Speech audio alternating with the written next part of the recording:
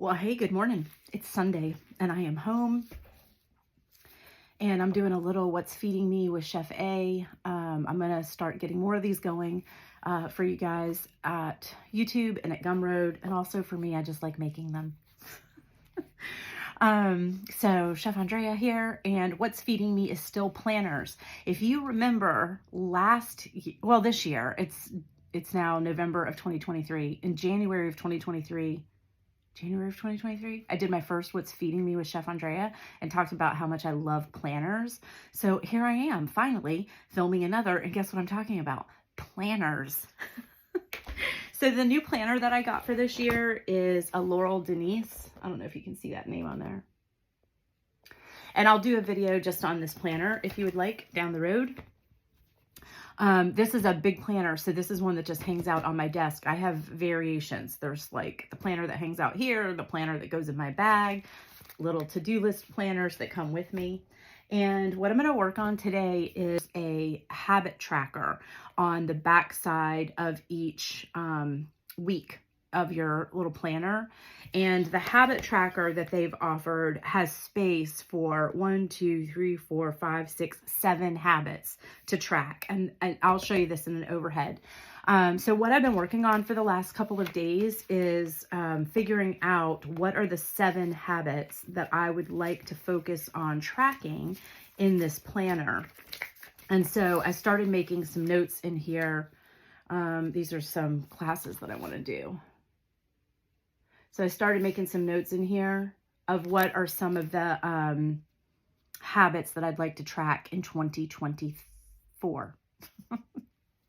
So I'm going to do an overhead, and let's take a look at what some of those are going to look like. I'm going to take some notes and sort of detail that out here. And I hope you enjoy it. Maybe this will give you some inspiration about things that you would like to track in 2024. And I will say, FYI, yes, it is obvious that what I could track in here is exercise and water, and I don't know, protein and diet. But, and I think that those are super valuable to track. I have been using planners for so long and habit trackers for so long that I actually felt like this year, I just needed a change in what I create as my daily focus, where I allow my mind to go each and every day. And to be honest with you, I'll know if I've exercised or not. I really don't need to keep a daily log of missing workouts. Because that's basically what it's turned into in the last couple of years, and it just feels a little self-defeating. So like exercise is not one of the things I'm going to be tracking on this daily planner.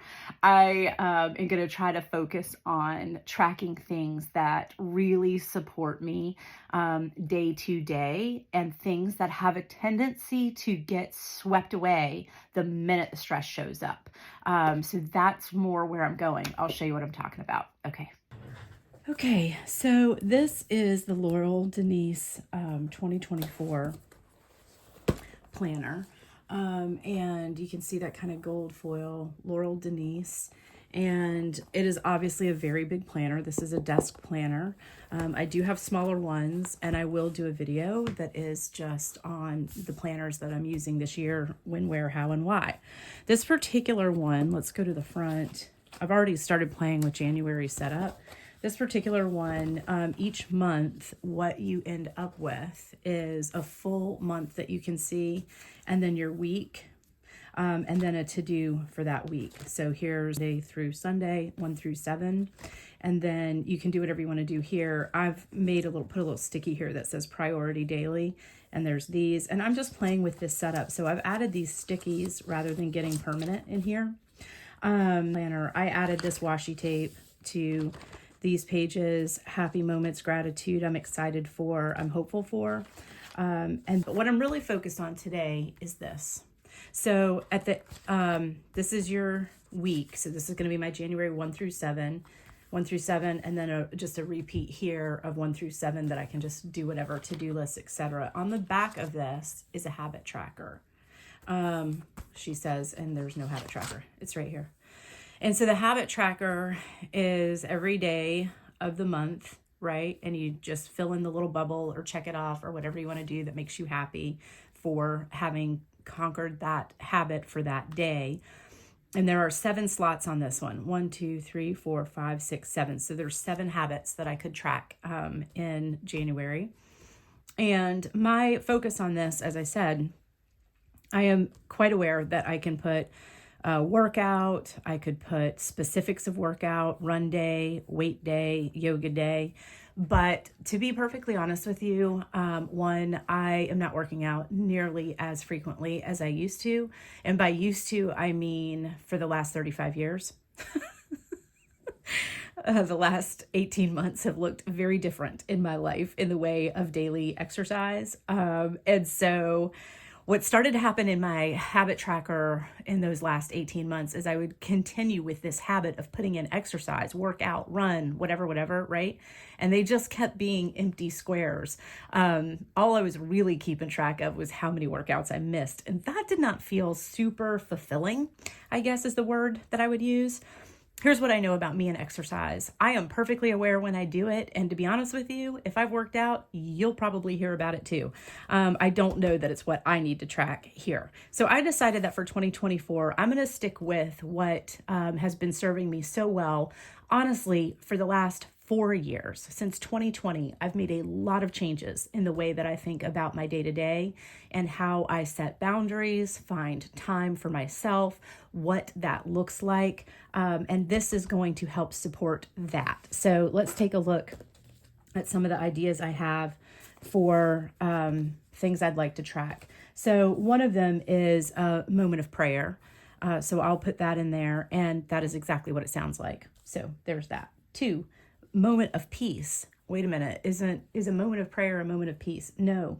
For me, a moment of peace is going to be an intentional pause for a meditation, whether that be an early morning 30-minute meditation, like a devoted meditation, whether that be a stop in my day where I listen to, I have told you before, I love the Calm app, and I have a reminder that pops up once or twice a day that reminds me to take a moment of calm and go listen to, for example, the Daily J, which I just adore, or an 8-minute meditation or something like that. So a moment of peace is going to be an actual meditation or a brief break in my day to pause. A moment of peace can even be just a 45-second box breathing moment, right? Where we just stop for a minute and do a box breathing exercise. So moment of peace. Moment of joy. I'd like to find one of those in every day. And the moment of joy, that to me looks a little bit different than prayer or peace. A moment of joy is just a reminder to myself to take a minute when something lovely happens to acknowledge it. That first sip of hot herbal tea and just really breathing it in.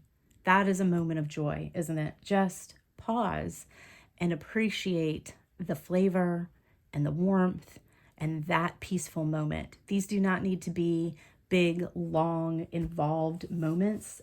These can be pretty short seconds in the day. It's the pause and the don't let it just slip by. Recognize it and acknowledge it. I am going to also put in a practice the pause. And this for me is a work-related thing. Practicing a pause, I tend to barrel through a day. Once the momentum has begun, the speed takes up, and it's like a, literally snowball effect or boulder going down a hill. There's just no stopping it. And while I think my moment of joy and my moment of peace can help with the pause, I actually want to do an intentional pause. More specifically, this is devoted to me at my workplace. So I am going to start including a note to myself in my chef's copy of the handouts that I share at the studio. As those of you who take classes with me know, I always have a chef's copy in my hand to refer back to. I'll be adding some little notes within the chef's copy to remind me to refocus and to pause for a minute. I think that by the nature of my classes, they are very give and take, and students are asking questions, and we can move off in other tangents, and it derails in a great way. That's something I actually really enjoy. but I often find that I get in my car to drive home and can have this sensation of almost not remembering the last couple of hours. They're a blur, because it's just so much energy and so much action happening. So practice the pause. All of these are really about acknowledging and taking the time and taking the pause. And I'm going to try a new program that there are some sites, there are websites devoted to this. There, I think, are Instagrammers devoted to this concept. And there are YouTube channels, which is the One Thing a Day Housekeeping. So on Monday, you go around with a wet towel and just knock out all the baseboards. On Tuesday, you come through and just dust all the surfaces. On Wednesday, you run a quick vacuum, whatever it may be. I'm going to try that deal, because one thing I've caught this year is that I feel like I lose a half a day almost weekly to just like a deep house clean.